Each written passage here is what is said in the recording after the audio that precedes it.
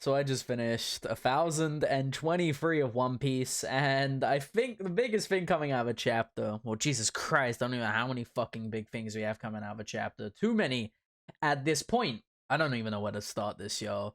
But, oh my god. Ugh. We're gonna have to talk about Zoro.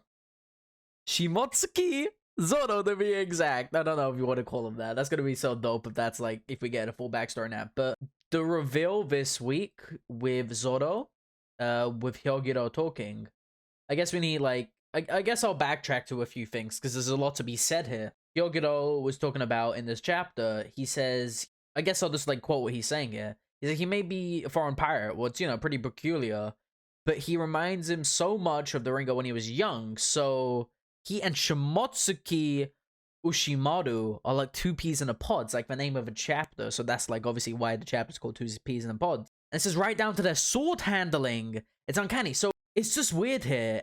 And it's almost like, yeah, like he says also here, it must be fate or something. Ushimaru-sama was a fantastic swordsman, says Hyogiro, right?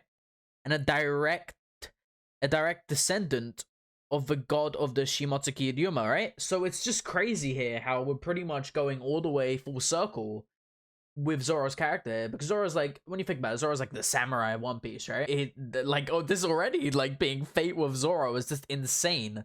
And Yuma, after all, Ryuma is a one-eyed samurai, so like, that's a parallel too. Like, Zoro and Yuma have that parallel too. Now we're hearing about Shimotsuki Ushimaru, like someone else, and their sword handling is pretty much identical. It's like, what? That's this older, like, what? I'm in awe. I guess we could talk about two other things, right? So like, everyone's always has these other theories from Zoro somehow having heritage in Wano, I guess, like some type of you know, backstory there. And like, you know, another big point is the Tsunachi. When Momonosuke was swinging, we had you know, just like him singing Tsunachi, and Kiku's just like, Lord Momonosuke, where did you learn to shout that? And he says, I learned it from Zorojiro, that it was a magical word that would still trembling in the heart when courage is lacking. And Kiku's just like, this may be a coincidence, but Kuri had a similar shout in the old dialect. So we're going all the way back to here. And even Kiku saying here, like, hey, yo, you know, they used to say this in the old dialect. And now we're going back to, and now we're hearing Hyogiro talk about someone back in the day, right? A Shimotsuki. And this just links up with the old dialect stuff. Like, Jesus, like, oh my god, that's just fucking insane. I'm in awe. And I guess there's so many other things, like the whole samurai thing about Zoro being a samurai. But so, okay, we know Zoro was born, like, in the East Blue, right? Like, that's a fact. Like, Zoro was born in the East Blue. Yeah? So, like, obviously he's not gonna be like, oh, did he part over the Wano, like how Sanji parted over from, West Blue. He was born in the East Blue. It's just questioning, like, who his parents were and who were they, like how they relate to Wano. How do we get from Wano to here to the East Blue? It's just insane, honestly. Like, and I love how Oda is doing this. I just want to know what you guys think too. I think the Tsunachi thing pretty much links up with Kiku talking about the old dialect and things. But I'm so happy, like, Zoro, like, oh, in my opinion, Zoro, like, you know, since obviously the time skip started, he's been getting scenes, but he hasn't really been getting like a huge part as he was in the post time skip. But now Oda's putting in so many bits here, teasing it since Act 2 pretty much, or since, you can even say since fucking Thriller Bark almost, right? If people really want to go there. Honestly, like, this is great, and I can't wait till we get more of this. And like, the fact that they dropped it so casually within one fucking page is just like, oh no, it's like, you know, you take this information, do what you want with it, but here it is. And I'm just like, yo, this guy's insane. I don't know how we thought of this, like, just to put it in the page. Like, everybody's been theorizing about this. Insane. He looks like fucking... He even looks like Numa a little bit. Like, easily. His, like, Numa has long hair. He looks exactly like Numa did. Like, in this panel over here. I'll zoom in on it. Looks almost exactly like Numa. And I'm just like, yo, what the fuck? You can't just say that he's not a Shimotsuki. Should we just start calling him Shimotsuki Zoro now? Like, goddamn, I titled the video Shimotsuki Zoro. Is crazy. It legit is the fate of Zoro, of, like, almost everything what's been lined up so far has pretty much led him back to Wano. And Kawamatsu saying that, or I believe it's Kawamatsu here. I'm not really too sure. I think it might still be Hyogoro. saying that, you know, he returned Shusui to Wano. You know, it's almost like fate.